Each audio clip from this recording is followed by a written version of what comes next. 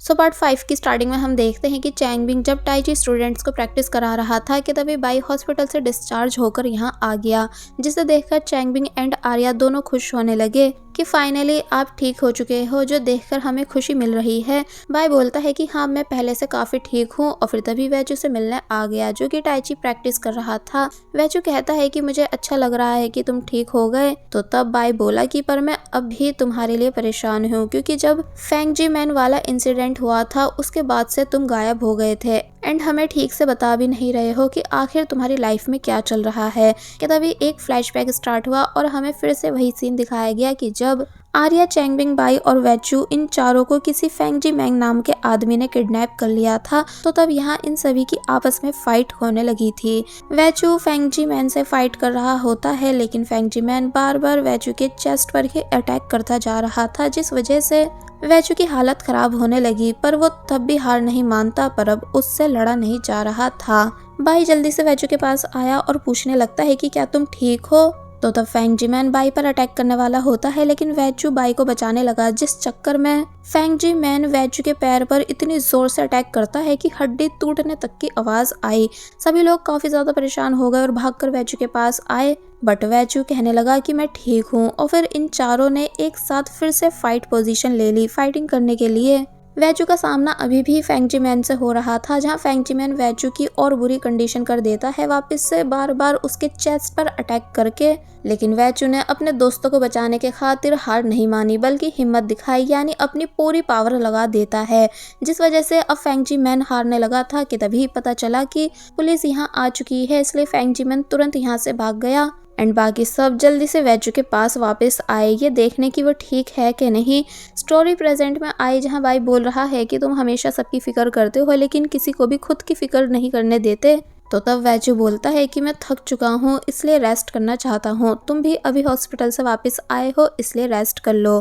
By यहाँ से चला गया, जिसके बाद वैचू आगे का सीन याद करने लगा कि जब वो फेंगजी मैन से लड़ने के बाद वापस अपने घर आया था तो उसकी तबीयत काफी ज्यादा बिगड़ चुकी थी, यानी यही वजह है कि वो चल तक नहीं पा रहा था एंड अपना इलाज कराने के लिए पूरे 1 साल गायब हो गया था, जो बातें सिर्फ वैचू की ग्रैंड मदर को पता है। अब नेक्स्ट सीन में हमें दिखाया जाता है कि प्याओशी जो कि कहीं जा रही थी, कि तभी उसको रास्ते में वैचू दिखा, जो कि शायद प्याओशी के ही आने का वेट कर रहा था, इसलिए प्याओशी अपना फेस हाइड करके जाने लगी। वैचू प्याओशी को आवाज देता है, पर वो सुनती नहीं है, ये बोलते हुए कि तुम फिर से मेरे सामने आ गए, आखिर चाहते क्या हो मुझसे। तो तब वैचू बोला कि मैं बस ये बताना चाहता हूँ कि तुम्हारी शूलेस खुली हुई है। प्याओशी एम्बैरेसिंग फील करने लगी, फिर बोली कि हाँ तो क्या हुआ, तुम्हें इससे मतलब। तो तब वैचू बोलता है कि तुम जैसे सिली और चाइल्डिश स्टूडेंट्स का ध्यान रखना ही मेरी जिम्मेदारी है। प्याओशी कहने लगती है कि हेलो मिस्टर, अब तुम ज्यादा बोल रहे हो, पर मैं ही तुमसे बात क्यों कर रही हूँ। कि तभी वैचू के ऊपर गिर जाती है, उसका सभी सामान भी नीचे गिर गया, जो सब वो उठाने लगी। फिर अपना शू उठाकर यहाँ से लेकर जाने लगी, पर वो गलत डायरेक्शन में जा रही थी, इसलिए तभी डायरेक्शन चेंज करती है और जल्दी से यहाँ से चली गई। जिसकी ये सब हरकतें देखकर वैचू हंसने लगता है और बोलता है कि ये वाकई काफी ज्यादा क्यूट है, और फिर तभी खुद भी यहाँ से चला गया। अब हम लाइब्रेरी का सीन देखते हैं, जहाँ प्याओशी बुक सर्च कर रही होती है। कि तभी वो वैचू, आर्या एंड चैंगबिंग इन तीनों को बातें करते हुए सुनती है, जहां आर्या एंड चैंगबिंग दोनों वैचू को टाइची मास्टर या सीनियर कहकर बुला रहे थे। तो ये सुन प्याओशी सरप्राइज रह गई। एक्चुअली अभी प्याओशी को पता नहीं है कि वैचू टाइची फैकल्टी का लीडर रह चुका है, यानी टाइची मास्टर। उसको वैचू के बारे में बस इतना पता है कि ये हैंडसम है, इसलिए सभी गर्ल्स का इस पर क्रश है। इसलिए जब आर्या एंड चैंगबिंग दोनों यहाँ से चले गए तो वो वैचू का रास्ता रोक कर वैचू से इन बातों का रीजन पूछने लगी कि वो दोनों तुम्हें मास्टर क्यों बोल रहे थे, क्या तुम्हें मार्शल आर्ट आता है। वैचू बोला कि नहीं तो, बल्कि मैं तो कमजोर इंसान हूँ। और फिर तभी प्याओशी को रास्ते से हटाकर यहाँ से जाने लगा, बट प्याओशी ने वैचू को जाने नहीं दिया, बल्कि बोली कि अब मुझे ऐसा लग रहा है कि मैं तुम्हें स्टार्टिंग से गलत समझ रही थी, यानी ऐसा लगता है कि तुम वीक बनने की सिर्फ एक्टिंग करते हो, जबकि रियल में ऐसे नहीं हो। वैचू कहता है कि अरे वाह, क्या तुम्हारे पास माइंड भी है यूज करने के लिए।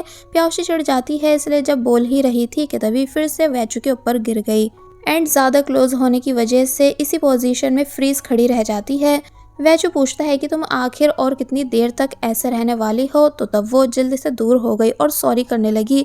वैचू कहता है कि आई थिंक अब तुम्हें आदत पड़ चुकी है बार बार मेरे ऊपर गिरने की। तो तब ब्याओशी ने बताया कि नहीं, ऐसा कुछ भी नहीं है, बल्कि मैं तो तुम जैसे घमंडी लड़कों से बहुत दूर रहती हूँ। मेरे ग्रैंडपा बोलते हैं कि भले ही मैं काफ़ी ज़्यादा स्ट्रांग हूँ, लेकिन मेरा माइंड पूरी तरह से डेवलप नहीं हुआ है। तो तब वैचू कहने लगा कि तुम्हारे ग्रैंडपा एकदम सही बोलते हैं। प्याउशी बोली कि सब चीज़ें ठीक है, लेकिन मैं इस बात पर बिलीव नहीं करूंगी कि तुम ठीक हो, यानी कि मैं प्रूफ करके ही रहूंगी। और फिर तभी यहाँ से चली गई। तो तब वैचू प्याउशी को जाते हुए काफ़ी ध्यान से देख रहा था। अब हमें दिखाया जाता है कि जब वो बुक रीड कर रहा होता है, तो तब प्याउशी कभी स्टार्स बनाकर वैचू पर अटैक कर रही होती है, जो सब वो कैच कर लेता है। तो कभी प्याउशी ने कुछ और बनाकर वैचू पर अटैक करा, जो सब भी वैचू ने पकड़ लिए। और बस फिर प्याउशी ऐसे ही बार बार वैचू पर अटैक करती गई, लेकिन वो हर बारी उसके हर अटैक को कैच कर रहा था। प्याउशी सामने आकर बैठी और कहती है कि चलो हम फाइट करते हैं, यानी कि मैं तुम्हें चैलेंज कर रही हूँ। तो तब वैचू फाइट करने के लिए उठ जाता है कि लो तुम अपनी विश पूरी कर लो, पर बस मेरे फेस पर अटैक मत करना। प्याउशी वैचू को मारने वाली थी, लेकिन तभी रुक जाती है कि ऐसा करना अच्छा नहीं लगता। पता नहीं तुम हर टाइम ऐसी मासूम सी शक्ल कैसे बना लेते हो, जबकि अंदर से हो बहुत ही तेज। और फिर वैचू की नोज पर हल्का सा हिट करने के बाद चुपचाप यहाँ से चली गई कि तुम्हें मैं बाद में देखूंगी। अब हमें दिखाया गया कि वैचू जब यहाँ से जा रहा था, तो तब प्याउशी छुपकर उस पर पीछे से अटैक करती है, इस उम्मीद से कि ये खुद को बचा लेगा। लेकिन बेचारा वैचू काफी बुरी तरह नीचे गिर गया, वीक बॉडी होने की वजह से, जिस वजह से फिर से उसके उसी पैर पर चोट लग जाती है। प्याउशी ये सब देखकर बहुत ही ज्यादा परेशान हुई एंड नॉन स्टॉप सॉरी करने लगी। मुझे लगा था कि तुम खुद को बचा लोगे, इसलिए प्लीज मुझे मेरी गलती के लिए माफ कर दो। तो तब वैचू कुछ भी नहीं बोलता है। अब हमें दिखाया जाता है कि प्याउशी वैचू को अपने साथ मेडिकल रूम लेकर जा रही है, जिन दोनों को जाते हुए साथ में सभी लोग देख रहे थे। वैचू बोला कि मुझे मेडिकल रूम मत लेकर जाओ, क्योंकि मैं अपने सभी चेकअप अपने पर्सनल डॉक्टर यानी डॉक्टर चैन से करवाता हूँ। तो तब प्याउशी वैचू को डॉक्टर चैन के पास ले आई, जहाँ डॉक्टर चैन समझ जाते हैं कि वैचू को चोट तो आई है, पर ज्यादा नहीं लगी है, ये बस थोड़ी बहुत एक्टिंग कर रहा है लड़की के सामने। इसलिए प्याउशी से झूठ कहने लगते हैं कि वैचू के पैर पर काफी जोर से चोट लगी है, जिसे ठीक होने में पूरा 1 साल लग सकता है एंड कुछ मंथ्स तो काफी ज्यादा पेनफुल रहेंगे। पर अफसोस की बात यह है कि वैचू के पास कोई भी ऐसा नहीं है जो उसका ध्यान रख सके। और फिर तभी कुछ सामान लेने यहाँ से चले गए। तो तब प्याउशी वैचू को फिर से सॉरी करती है एंड बोली कि अब जब मेरी वजह से ये सब हुआ है, इसलिए कुछ मंथ्स तक मैं तुम्हारा ध्यान रखूंगी। वैचू मन ही मन खुश होने लगा। फिर प्याउशी से उसका मोबाइल मांगता है प्याउशी को वीचैट पर ऐड करने के लिए। पर जब उसने प्याउशी की डीपी देखी तो बोला कि ये तुम्हारी पर्सनैलिटी के हिसाब से अच्छी नहीं है, इसलिए इसको चेंज कर लेना। तो ये सुन प्याउशी मुंह बनाने लगती है कि ज्यादा मत बोलो, क्योंकि मुझे यही डीपी पसंद है, इसलिए मैं इसे चेंज नहीं करूंगी। और जब यहाँ से जाने लगी तो तब रास्ते में डॉक्टर चैन मिले, जो कि प्याउशी को बताते हैं कि ये फर्स्ट टाइम है जब वैचू अपने साथ किसी को यहाँ लाया है, वो भी एक लड़की को।